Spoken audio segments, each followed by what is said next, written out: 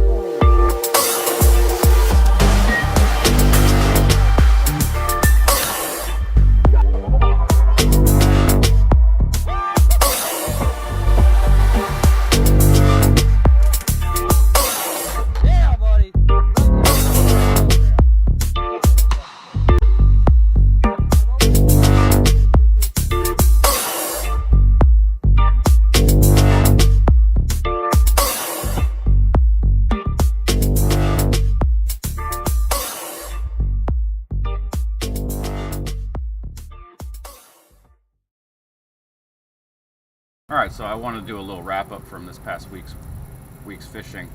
Basically what's going on is the fish are in transition, going from pre-spawn to full-blown spawn and back and forth with the weather. I've been seeing early waves of fish coming in with the warming trends and moving back off as it cools off with the weather coming through back and forth. The bite's been a little hit and miss and slow, but there's a lot of really big fish out here looking to spawn. I've caught probably a 9.5, 10 pounder, 6.5 pounder just yesterday, and multiple 2.5 pounders here and there. The main thing is just hitting every piece of cover that you can find in the right depth range. And the depth range right now is between about 10 foot and 0. They're getting up as shallow as they can get when they can, and backing off to the stuff that is in 6.5, 10 foot depth. The thing about it is the bigger bass are sitting up high in the water column, but they're chasing stuff down toward the bottom. They're really not hitting anything up on the top. There's almost zero activity going on. Now the spotted bass are a little bit deeper. They're sitting down there in about from 11 to 15 foot down near the bottom. The largemouth are sitting up toward the top in the tops of the trees, the females. The males are down making beds as we speak, all day, every day.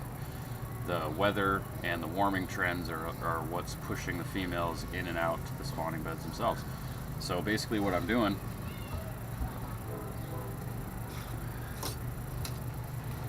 is I'm coming through with my flipping stick, 15-pound test line, a light wire big owner flipping hook, and I have about a 1/2 ounce weight pegged to my hook, and I'm using these Yum craw type imitations with this green pumpkin on the top and orange on the bottom. A couple of crawdads that I've seen out around the docks are real close to this color. And I'm basically hooking the bait up just like this, just like that.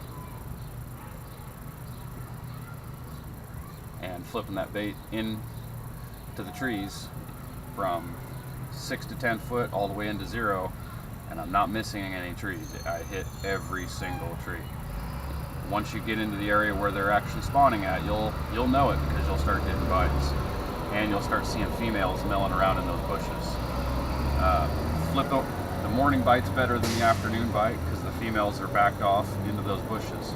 So try and hit as many of these bushes in those flats with the trees as you can. You'll find females here and there backed off to those, and you'll catch them. You're going to get a big bite if you continue to flip this all day. These are some of the other jigs that I try throughout the day, depending on the water clarity and the conditions in the areas that I'm in.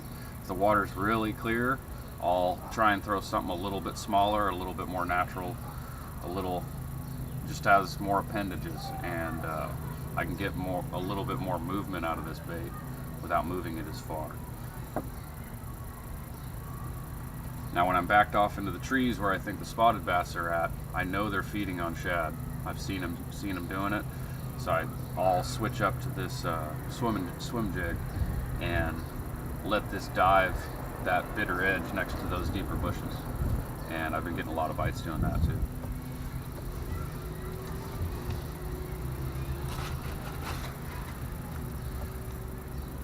The areas in between the trees, I'm typically throwing a Carolina rig and dragging that flat. So that you'll have areas where there's trees, and then there's areas where there's in between areas where there's trees. The trees are always going to be growing near a ditch. So the areas in between are either going to be the ditch or it's going to be the flat. So you want to try and fish both those areas to see if they're setting up. And I like to Carolina rig through those areas. And basically just a short 10-12 inch lead and a brush hog. I use brush hogs because they have a lot of appendages, and you're going to get a lot of movement out of that bait without having to move it very far. So try these couple things during this transition period with the weather, and we're going to get more stable weather here in the next week or two. So things are going to heat up. The spawn's going to happen really fast.